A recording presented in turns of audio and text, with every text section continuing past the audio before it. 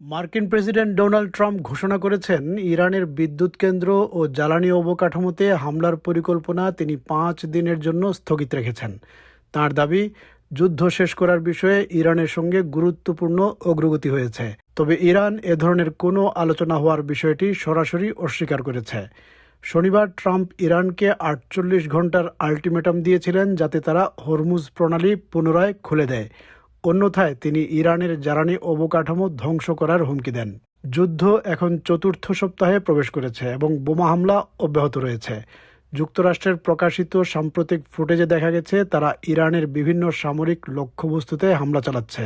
এর মধ্যেই ট্রাম্প এক নতুন আশাবাদী সুরে বললেন, ইরান গঠনমূলক আলোচনায় অংশ নিচ্ছে এবং একটি পূর্ণাঙ্গ সমাধানের সম্ভাবনা রয়েছে। তিনি জানান, খুব শিগগিরই দুই পক্ষের মধ্যে ফোনে বা সরাসরি বৈঠক হতে পারে। They want very much to make a deal. We'd like to make a deal too. We're going to get together today by probably phone because it's very hard to find a country. It's very hard for them to get out, I guess. But we'll at some point very soon meet. We're doing a 5-day period. We'll see how that goes. And if it goes well, we're going to end up with settling this.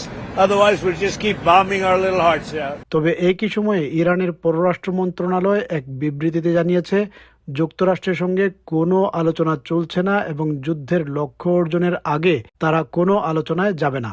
এই সংঘাতের ফলে Hormuz প্রণালী প্রায় বন্ধ হয়ে গেছে, যা বিশ্বে প্রায় 20% তেল পরিবহনের প্রধান পথ। এর ফলে বৈশ্বিক জ্বালানি বাজারে অস্থিরতা তৈরি হয়েছে এবং তেলের দাম বেড়েছে।